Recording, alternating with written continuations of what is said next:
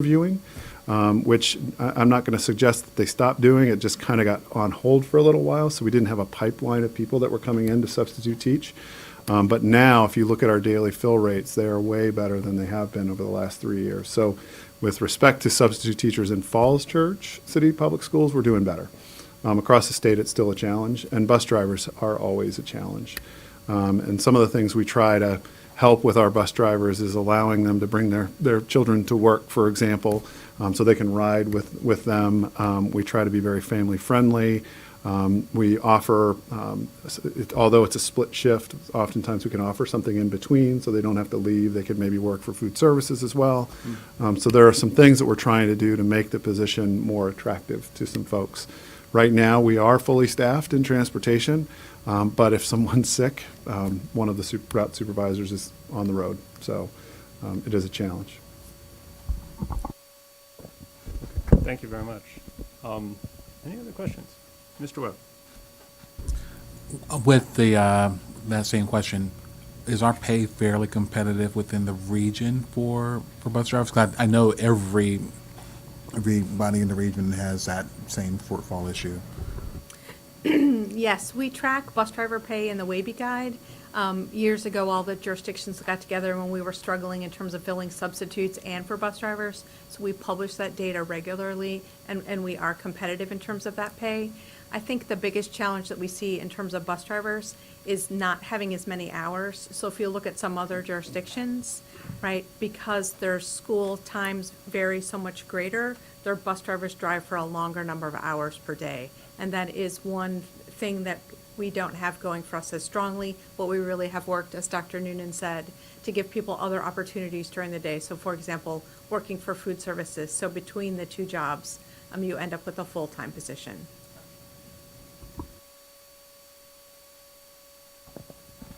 Other questions or comments? Mr. Reitinger.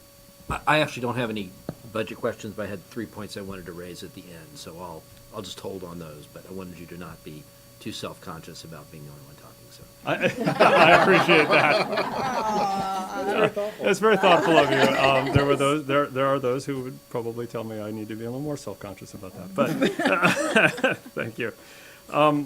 Well, so then if, just one more chance, I want to make sure have all of our budget questions been answered at this point? Otherwise, I believe, Dr. Noonan, you have some other information that you wanted to share with us, so let me just ask any other questions. And then, Mr. Reitinger, if this is the appropriate point. So, thank you, Mr. Chair. The three comments I wanted to make, they're all things that I said in our one-to-many sort of budget meeting, but I wanted to sort of say them on the record for the board to consider as appropriate. The first, as Dr. Noonan mentioned before, there was a time several years ago where we did not do a step for teachers. I think, and I don't know if this is something appropriate to in code and policy, or if it's even legal to include in code and policy, because Dr. Noonan already has a legal requirement to produce a budget every year that meets the standards of quality. But I mean, it is certainly my view that we should never do that again. That we should, at a minimum, do a step every year. And the COLA we can talk about and what it ought to be, but to me, if we don't give a step, what we're doing is telling teachers, you don't get credit for being here for a year. And it incentivizes the most experienced teachers, the people you want to keep, or the most experienced staff, the staff you want to keep, to move to a different jurisdiction that will give them full credit, because maybe they've been here 10 years and they're on step 8. But if they go to Arlington or Fairfax, they'll get step 10. And so I just think that's a terribly difficult thing to do. And obviously, if we can't afford it, we can't afford it. But as a general matter, I think it ought to be the sense of the board that we want to give a step every year. Sure. Mr. Chair, just a quick response to that, to say, having worked in one of the jurisdictions that you mentioned, that's not always the methodology that they use. They don't always say, you've got 10 years there, you come over, we'll give you step 10. Oftentimes, those same jurisdictions will say, what is your current salary? And they'll bring you over on the step closest to that salary. So I only say that because sometimes that gets a little bit spun. not by anybody on this board, but I just want to be clear that oftentimes school divisions will look at the salary as opposed to years of experience. So just to put that out there. Thank you very much. Not to argue. No, at all. and I know you and the staff feel very much the same. The second point is that, with the exception of things like safety and security measures, like increasing the safety at the middle school vestibule or entrance vestibule, I think when we get, as we're apparently going to get some additional one-time money, that we ought to prioritize looking at things that will, in the long term, reduce operational costs. And we talked about this at the meeting. I just wanted to flag it for the board. Things like buying electric buses instead of gas buses, or, whenever it's appropriate, and I know your staff is already looking at this, but, when would it make sense to replace the Mount Daniel HVAC just because it costs too much? So those things that have really high year-over-year costs, when we have times like the city has had more robust growth this year than we have had population growth in the schools. So that's an opportunity to sort of do some things that have long-term efficiency. And we can't do things like reduce staff because, that means we won't have the money that we need in the future, and it doesn't really work that way. But I think we can look for that. The third thing is just a general comment. There's an increasing concern among people in society and the student body in particular around climate change and greenhouse gases and all of those sorts of things. And to that end, I would suggest that maybe we at the board adopt a practice of opting into these. So I've said this before, I really never want paper. I have a book at home. I don't, I take it home and I don't really look at it. I look at everything on here. And so I understand that people, for example, the chair may need a book when he's giving the presentation to the city council, and maybe the other school board members want the paper in front of them so they can flip through it, and that's fine. But I'd like to have sort of an opt-in policy. And I will just tell you, for me, I never want paper. If it's on board docs, I'm good. I don't need the paper. Maybe we could even have a practice of doing an electronic budget book next year instead of a paper budget book, and save a tree or two. Thank you. Ms. Russell? I was just going to echo Phil's last point, and I'm actually the opposite of Phil, where I find it easier to read from paper, but I personally always print everything at home so I can read it out in advance and bring it to the meeting. So in my case, I'm actually getting double. So I think that, I agree with Phil. I think that would be an excellent way of saving the tree. So.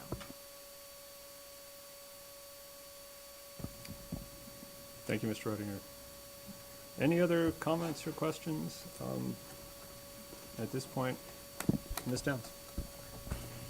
Thank you, Mr. Anderson. I just wanted to echo Mr. Reidinger's comment about the step every year, because I think we remember probably 5 years ago where we were trying to play catch up with salaries, and it's hard once you get too far behind our neighboring jurisdictions, and it's painful in terms of trying to catch everyone up. So I think that's a great way to keep it steady every year. So thank you. Thank you. Any other thoughts? Otherwise, I know, Dr. Noonan, you have some things, additional info to share with us. Yeah, thank you, Chair. Couple of things. First is, let me just respond or react. I couldn't be in more agreement with funding a step every year. I think we should do that every year. I think it's the deal that we make with our public servants across education, and I will commit to you all that as long as I'm here, I will at least propose a step. At the same time, I want to make sure that we're growing our salary scale, and the salary scale doesn't grow unless you add a COLA to it. So I want to make sure that we're thoughtful about that to remain competitive. With respect to the budget book, we were just talking about that this evening. We would be totally down, and I'll speak for Marty and Kristen. The less they have to stand, and Michelle, the less they have to stand at the copier, the better. But we would be happy to do that. And in fact, if it's something that we want to start just as a general rule going forward, we went to in my last division where I was superintendent, we went to a completely paperless process. Everything was on board docs. We didn't do it for the budget, but we could do an opt-in for the budget next year if that's something that you all want to do, and that's totally fine. So the other thing that I wanted to share tonight, and this is, I'll say it's a little premature, but I wanted just to put it on your radar, is that in front of you, you have a narration of the unfunded requests that are in the budget. And you'll remember that the last time when I shared this list with you, it was in alphabetical order, just so that you could get a chance to see what was on there and sort of the general costs of those things. What I did this last week, and Mr. Sikora, who's here, thank you, Mr. Sikora, for being here, and then other members in the room, so our teacher leaders, our principals, some central office leaders, and Kristen and William had a chance to take a look at each one of these items that were unfunded and narrated. And John Brett put together a really great survey where we could drag and drop some of these items up and down. And we got 50 responses. And I'm just sharing with you tonight sort of where these responses landed. I also want to share that while this is where they come in, I would not suggest to you that this is a dispositive list. I don't think this should be the driver for if extra funding comes in, we should just tick down the list, because I think there are some things in here that are subtleties and nuances that I think we need to kind of pay attention to. But I did want to give you a sense of what the staff see as the priorities with respect to these unfunded issues. I think Laura wants to. Ms. Daniels. Ms. Downs.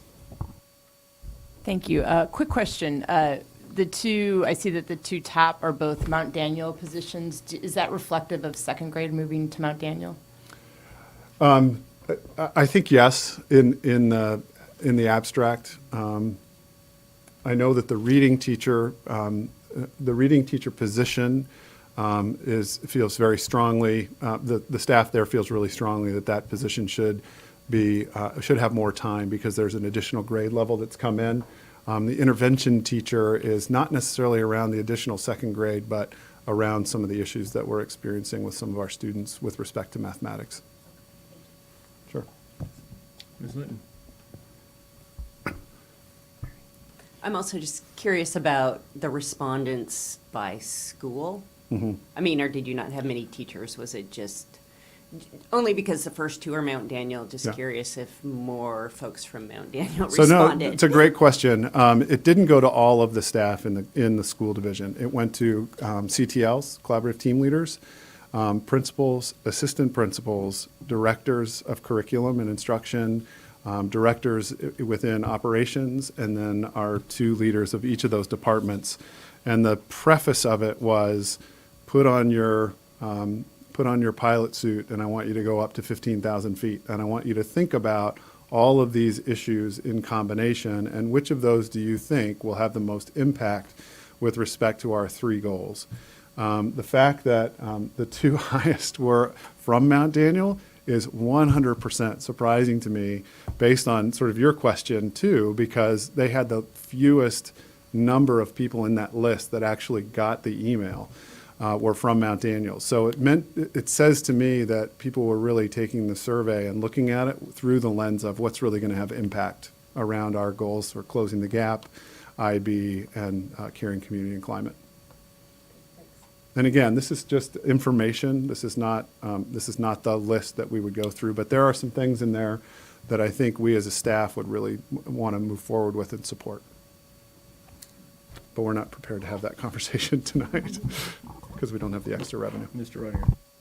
Just one quick comment that before Ms. Michael raised the question about the difficulty around bus drivers and the value of having